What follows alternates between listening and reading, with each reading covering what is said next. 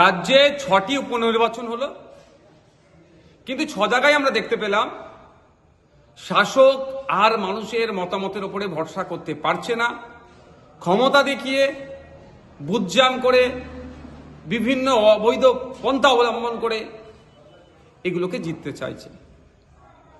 Indian secular ফ্রন্টের পক্ষ থেকে হাড়োয়াতে আমরা প্রার্থী দিয়েছিলাম বামেদের সমর্থন নিয়ে। সেখানে গত রাত্রে থেকেই আমাদের এজেন্টগুলোকে টার্গেট করে তাদের উপর আক্রমণ চালিয়েছে, তুলে নিয়ে চলে গিয়েছিল, দীর্ঘক্ষণ আটকে রেখেছে, মারধর করেছে। গত রাত থেকে কাণ্ড কারখানা চলছে। আজকে সকালে যখন বুথের যাচ্ছে এজেন্টগুলো, সেখান থেকে তাদেরকে মারধর করে বিতাড়িত করেছে, ভয় দেখিয়ে যেতে দেয়নি। বিভিন্ন অঞ্চলে এই ধরনের সন্ত্রাস তারা সংগঠিত করেছে তৃণমূল কংগ্রেসের মদতে। আমরা অলরেডি আমাদের প্রার্থীর পক্ষ থেকে নির্বাচন কমিশনে 37টি বুথে পুনরায় নির্বাচন করানোর জন্য আমরা অভিযোগ দায়ের করেছি। শুধুমাত্র হাড়োয়া নয়, আর বাকি যে 5টা বিধানসভায় উপনির্বাচন হয়েছে, সেই তালডাংরা থেকে শুরু করে নৈহাটি, প্রত্যেকটা জায়গাতেই শাসক তৃণমূল কংগ্রেসের গুন্ডা দ্বারা, তাদের সমাজবিরোধী মানুষদের দ্বারা নির্বাচনকে প্রহসনে পরিণত করার চেষ্টা করেছে।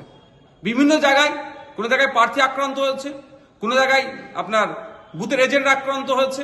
এইরকম ভাবে মানে ক্ষমতা দিয়ে, জোর দেখিয়ে, কখনো জায়গায় প্রশাসনের সহযোগিতা নিয়ে জেতার চেষ্টা করছে। আমি ধিক্কার নিন্দা জানাই তৃণমূল কংগ্রেসের এই স্বৈরাচারী মনোভাবকে।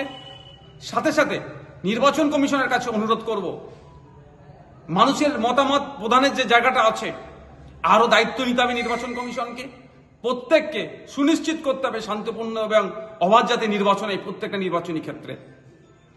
পরিশেষে আবারও বলছি, তৃণমূল কংগ্রেসের পায়ের নিচে আর মাটি নাই, মানুষের মতামতের প্রতি আর ভরসা রাখতে পারছে না।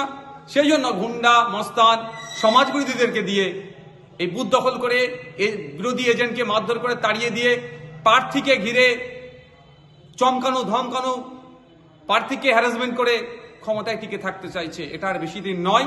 তৃণমূল কংগ্রেসের এই অন্যায়কে আমরা খুবই দ্রুত জনগণকে সাথে নিয়ে গণতান্ত্রিক প্রক্রিয়াতে আমরা এটাকে, এই যে অন্যায় কাজ করছে, এটাকে আমরা বন্ধ করব।